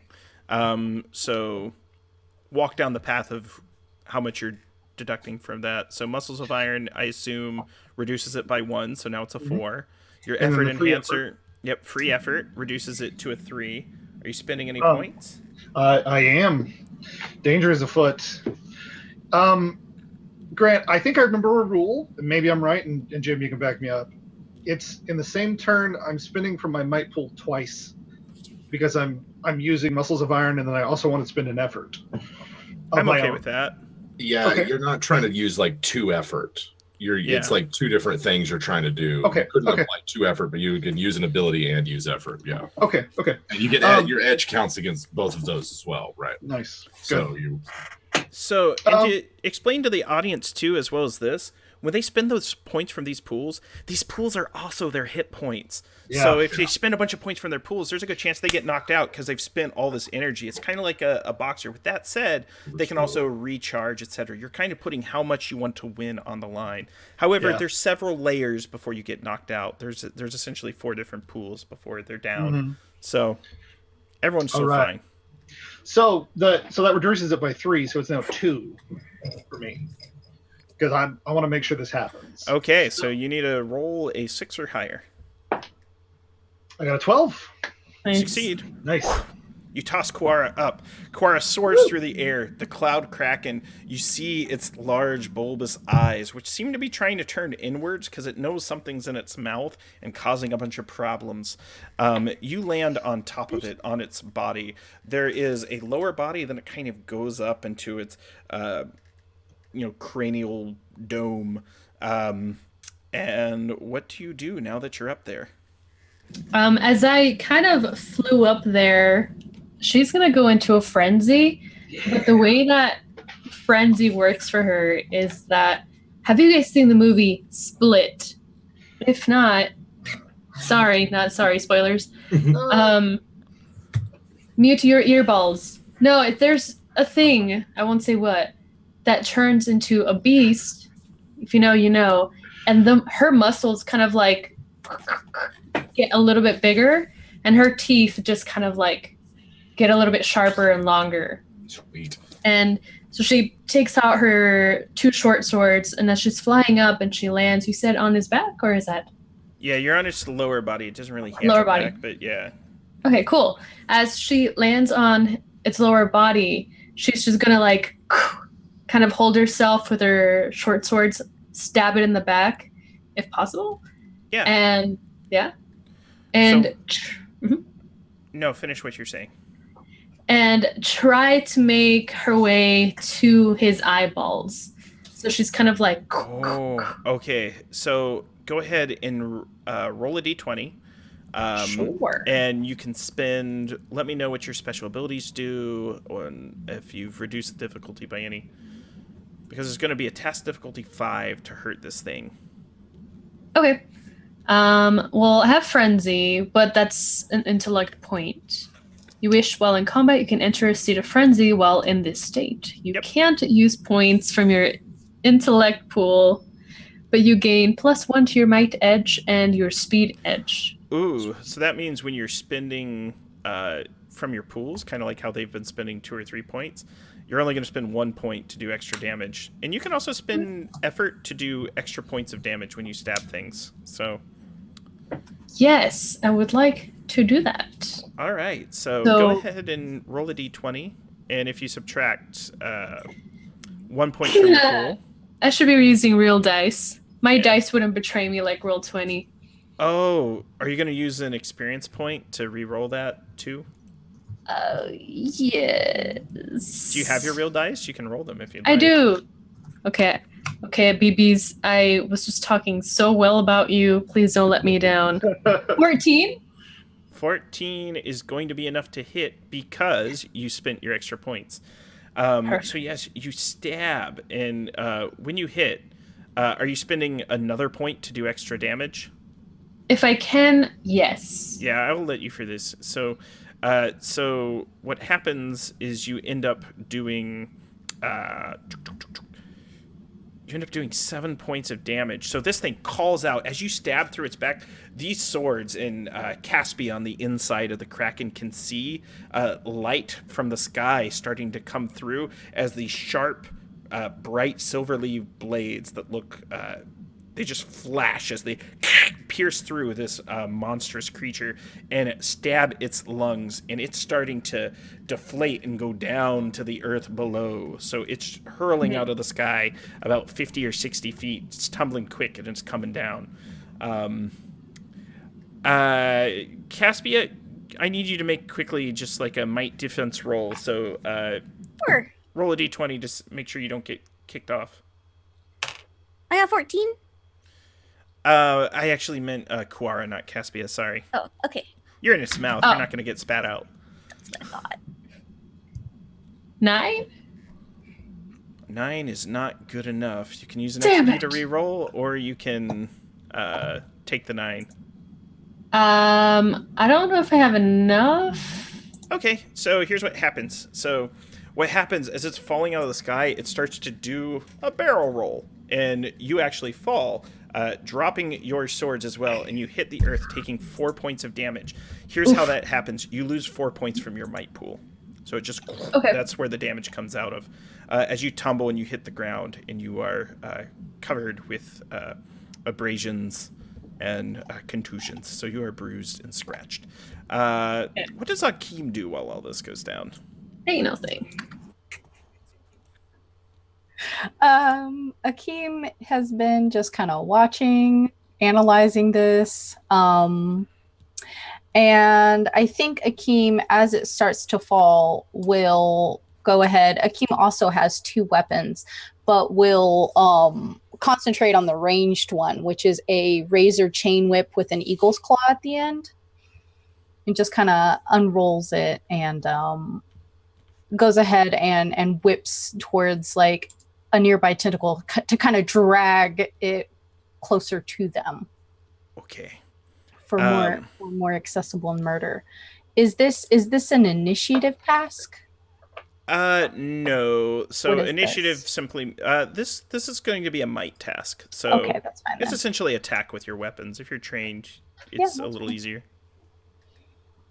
Practiced with all weapons. Yeah. Hey, yeah. And so, is this a weapon that you'd say is speed based or might based?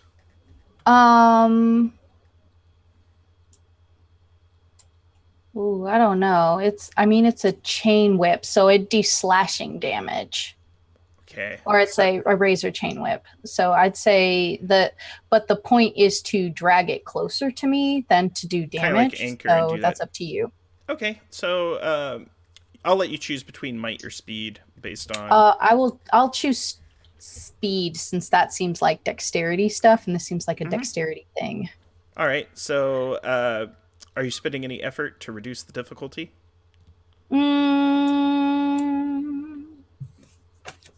You'll need a 15 or higher on a D20 naturally to beat it. What does spend effort mean? I'm not 100% sure about that. So here's how it works. You have 3 pools, might, speed, and intellect. If you spend 3 points from your speed pool, it reduces the difficulty. You're allowed to do that one time per roll. All right. Yeah, I'll do 3 from my speed pool. Alrighty. I don't think I have anything for... You're trained in the weapon, which reduces it as well, so it actually drops to a 3 as well. So you need a 9 or higher. Okay. Yeah, I think that's what I'll do, because I don't think I have anything for a ranged weapon in my abilities or anything. So 20, let's give it a shot. 17. Hey. So you catch it. It's anchored. The hooks sink in and starts tearing into the tentacles. You see like a black mist spray out, but you've got it nice and hard and solid. Yeah. And it's trying to slink out, but it can't. And this is a huge creature. And when I say huge, I don't mean like D&D huge. I mean like gargantuan. This is just like...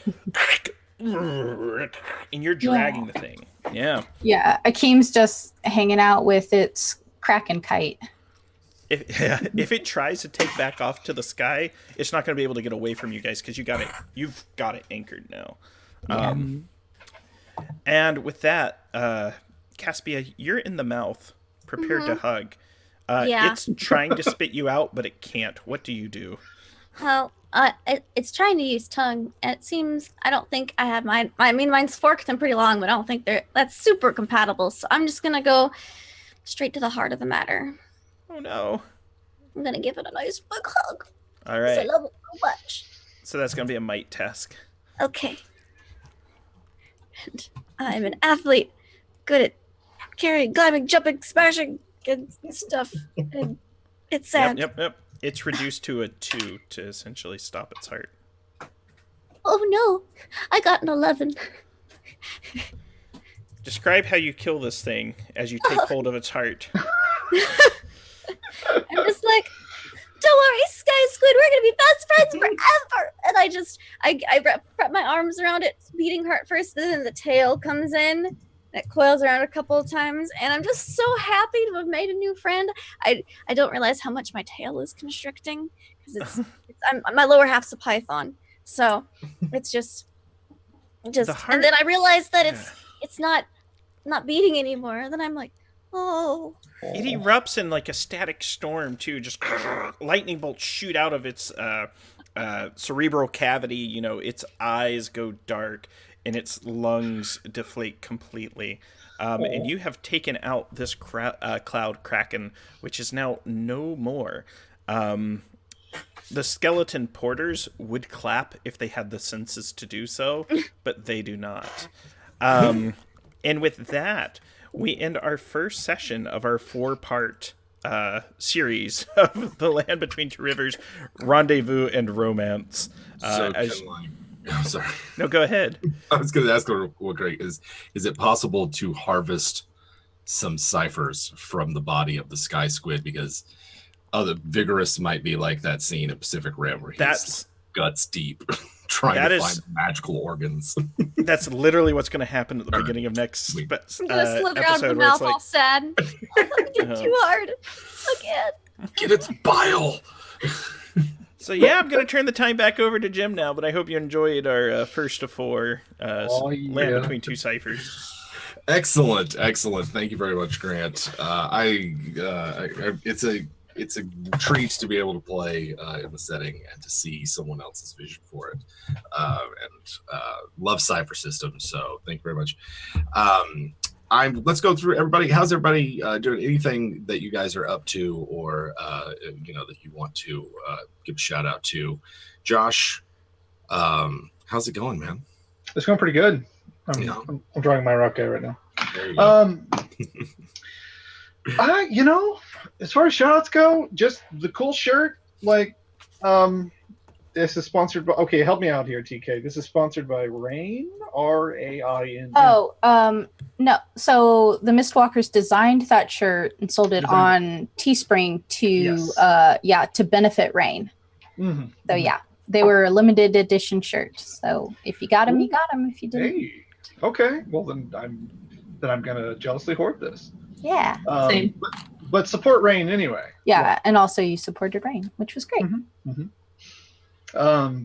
And other than that, I'm just kind of chilling, enjoying Cipher, and trying to get in some drawing time when I can. There you go. Excellent. Mm-hmm. And Anna. Hello.